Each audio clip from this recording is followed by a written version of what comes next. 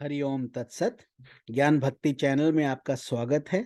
इस चैनल में हम ज्ञान भक्ति और सनातन धर्म का प्रसाद ग्रहण करते हैं। यदि आपने हमारे चैनल को सब्सक्राइब नहीं किया है तो कृपया अभी सब्सक्राइब कर लीजिए। धन्यवाद।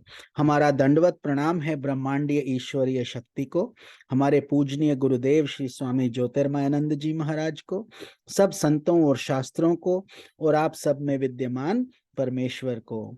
आज के सत्संग में हम गीता प्रेस गोरखपुर द्वारा प्रकाशित पद्म पुराण के सृष्टि खंड का श्रवण करेंगे। आज का अध्याय है गणेश और कार्तिकेय का जन्म तथा कार्तिकेय द्वारा तारकासुर का वध। पुलत्स्य जी कहते हैं, राजन, तदनंतर भगवान शंकर पार्वती देवी के साथ नगर के रमणीय उद्यानों तथा एकांत वन में विहार करने लगे। देवी के प्रति उनके हृदय में बड़ा अनुराग था। एक समय की बात है, गिरिजा ने सुगंधित तेल और चूर्ण से अपने शरीर में उपटन लगवाया और उससे जो मैल गिरा उसे हाथ में उठाकर उन्होंने एक पुरुष की आकृति बनाई जिसका मुंह हाथी के समान था। फिर खेल करते हुए भगवती शिवा ने उसे गंगा जी में के जल में डाल दिया। गंगा जी पार्वती को अपनी सखी मानती थी। उनके जल में पड़ते ही वह पुरुष बढ़कर विशालकाय हो गया। पार्वती देवी ने उसे पुत्र कहकर पुकारा। फिर गंगा जी ने भी पुत्र कहकर संबोधित किया। देवताओं ने गांगेय कहकर सम्मानित किया। इस प्रकार गजानन देवताओं के द्वारा पूजित हुए। ब्रह्मा जी ने उन्हें गणों का अधिपत्य प्रदान किया। तत्पश्चात परम सुंदरी शिवा देवी ने खेल में ही एक वृक्ष बनाया। उससे अशोक का मनोहर अंकुर फूट निकला। सुंदर मुख वाली पार्वती ने उसका मंगल संस्कार किया। तब इंद्र के पुरोहित बृहस्पति आदि ब्राह्मणों, देवताओं तथा मुनियों ने कहा, देवी बताइए, वृक्षों के पौधे लगाने से क्या फल होगा? यह सुनकर पार्वती देवी का शरीर हर्ष से पुलकित हो उठा। वे अत्यंत कल्याणमयी वचन बोली, जो विज्ञ पुरुष ऐसे गांव में जहां जल का अभाव हो कुआं बनवाता है, वे उसकी जल की जितनी बूंदें हों उतने वर्ष तक स्वर्ग में निवास करता है। 10 कुओं के समान एक बावली, 10 बावलियों के समान एक सरोवर, 10 सरोवरों के समान एक कन्या और 10 कन्याओं के समान एक वृक्ष लगाने का फल होता है। यह शुभ मर्यादा नियत है। यह लोक को उन्नति के पथ पर ले जाने वाली है। माता पार्वती देवी के यों कहने पर बृहस्पति आदि ब्राह्मण उन्हें प्रणाम करके अपने अपने निवास स्थान को चले गए। उनके जाने के पश्चात भगवान शंकर पार्वती के साथ अपने भवन में गए। उस भवन में चित्त को प्रसन्न करने वाले ऊंचे ऊंचे चौबारे, अटारियां और गोपुर बने हुए थे। वेदियों पर मालाएं शोभा पा रही थीं। सब ओर सोना जड़ा था। महल में पुष्प बिखरे हुए थे, जिनकी सुगंध से उन्मत्त होकर भ्रमरगण गुंजार कर रहे थे। उस भवन में भगवान श्री शंकर को पार्वती जी के साथ निवास करते हैं 1000 वर्ष व्यतीत हो गए। तब देवताओं ने उतावले होकर अग्निदेव को श्री शंकर जी की चेष्टा जानने के लिए भेजा। अग्नि ने तोते का रूप धारण करके, जिससे पक्षी आते जाते थे, उसी छिद्र के द्वारा शंकर जी के महल में प्रवेश किया तथा उन्हें गिरिजा के साथ एक शैया पर सोते देखा। तत्पश्चात देवी पार्वती शैया से उठकर कौतूहलवश एक सरोवर के तट पर गईं, जो सुवर्णमय कमलों से सुशोभित था। वहां जाकर उन्होंने जल विहार किया।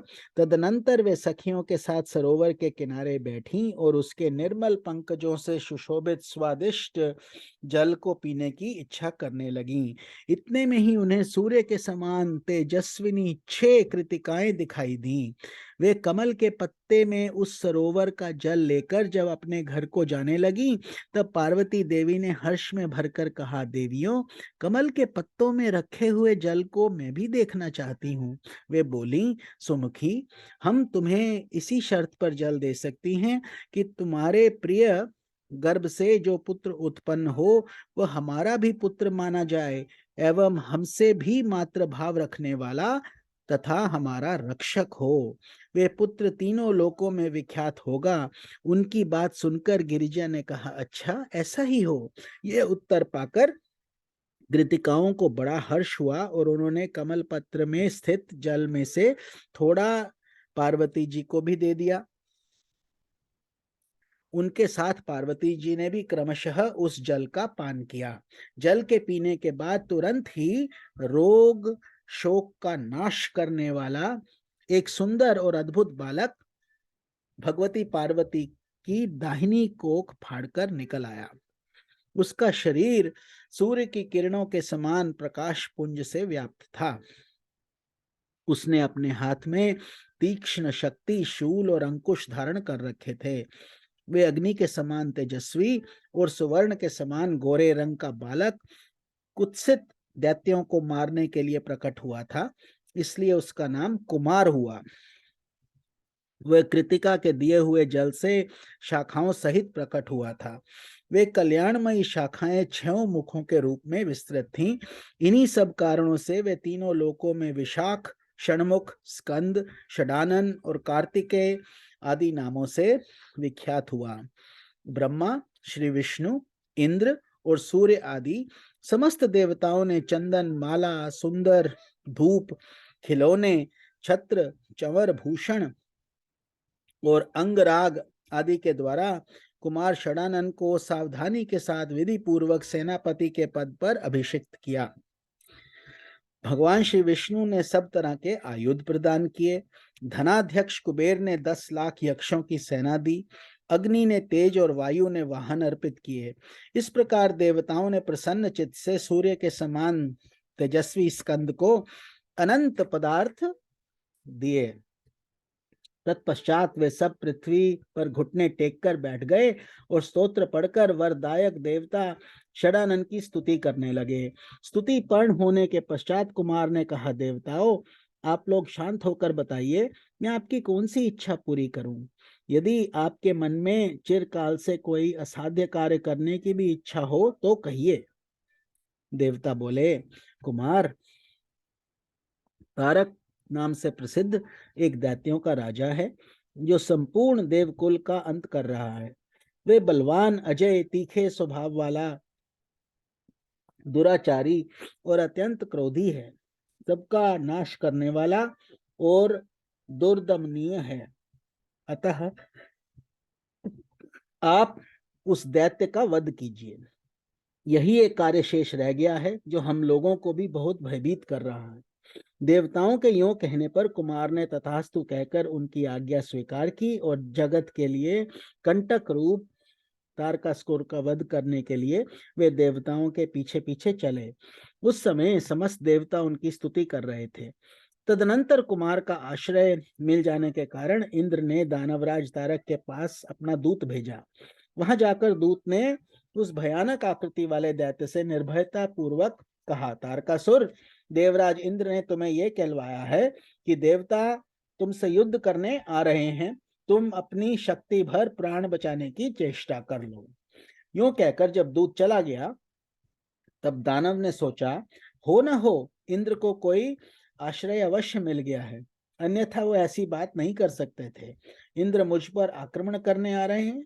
ये सोचने लगा, ऐसा कौन अपूर्व योद्धा होगा जिसे मैंने अब तक परास्त नहीं किया है। तारकासुर इसी चिंता में व्याकुल हो रहा था। इतने में ही उसे सिद्ध वंदनियों के द्वारा गाया जाता हुआ किसी का यशोगान सुनाई पड़ा, जो हृदय को दुखद प्रतीत होता था, जिसके अक्षर कड़वे जान पड़ते थे। वंदीगण कह रहे थे, महासेन, आपकी जय हो। आपके मस्तक की चंचल शिखाएं बड़ी सुंदर दिखाई देती हैं। श्री विग्रह की कांति नूतन एवं निर्मल कमल दल के समान मनोरम जान पड़ती है। आप दैत्यवंश के लिए दुस्सह दावानल के समान हैं। प्रभो वैशाख, आपकी जय हो। तीनों लोकों की शोक को शमन करने वाले 7 दिन की अवस्था के बालक, आपकी जय हो। संपूर्ण विश्व की रक्षा का भार वहन करने वाले दैत्य विनाशक स्कंद, आपकी जय हो। देव वंदनियों द्वारा उच्चारित यह विजय घोष सुनकर तारकासुर को ब्रह्मा जी के वचन स्मरण हो आया। बालक के हाथ से वध होने की बात याद करके वह धर्म विध्वंसी दैत्य शोकाकुल हृदय से अपने महल के बाहर निकला। उस समय बहुत से वीर उसके पीछे पीछे चल रहे थे। काल नेमी आदि दैत्य भी थर्रा उठे, उनका हृदय भयभीत हो गया। वे अपनी अपनी सेना में खड़े होकर व्यग्रता के कारण चकित हो रहे थे। तारकासुर ने कुमार को सामने देखकर कहा, बालक, तू क्यों युद्ध करना चाहता है? जा गेंद खेल। तेरे ऊपर जो ये महान युद्ध की भीषी विभीषिका लाद दी गई है, ये तेरे साथ बड़ा अन्याय किया जा गया है। तू अभी निरा बच्चा है, इसलिए तेरी बुद्धि इतनी अल्प समझ रखने वाली है। कुमार बोले, तारक सुनो, यहाँ अधिक बुद्धि लेकर शास्त्रार्थ नहीं करना है। भयंकर संग्राम में शास्त्रों के द्वारा ही अर्थ की सिद्धि होती है, बुद्धि के द्वारा नहीं।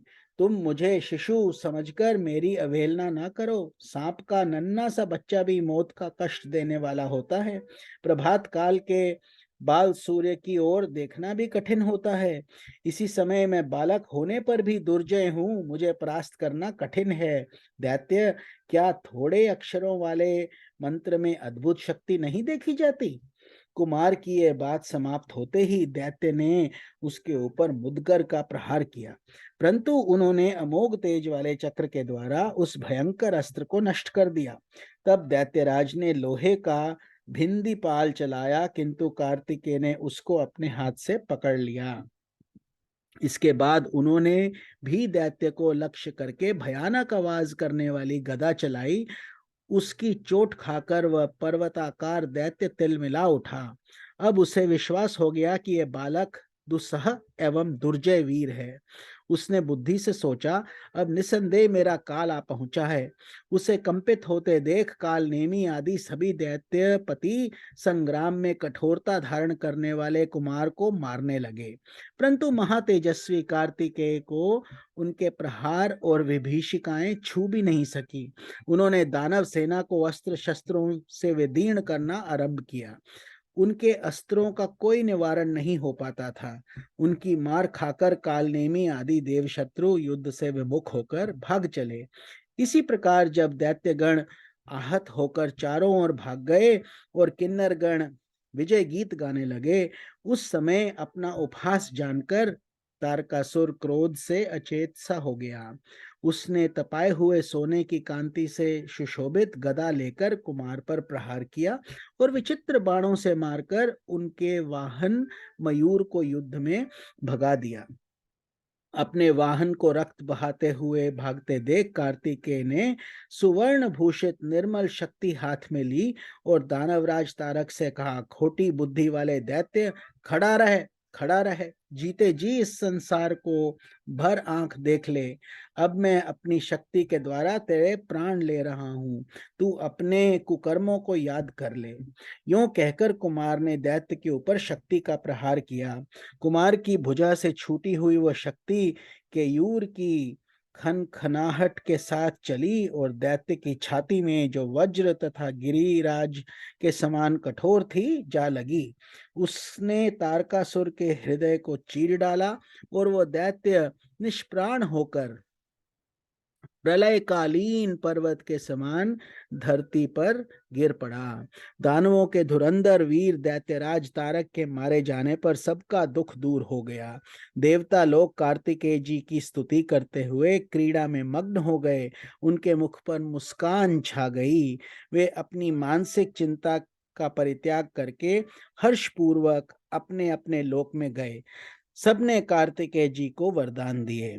देवता बोले, जो परम बुद्धिमान मनुष्य कार्तिकेय जी के संबंध रखने वाली इस कथा को पढ़ेगा, सुनेगा अथवा सुनाएगा, वह यशस्वी होगा, उसकी आयु बढ़ेगी, वो सौभाग्यशाली, श्री संपन्न, कांतिमान, सुंदर, समस्त प्राणियों में निर्भय तथा सब दुखों से मुक्त हो जाएगा। ओम नमो भगवते वासुदेवाय।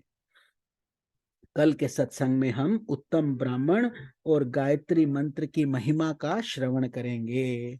हरि ओम तत्सत।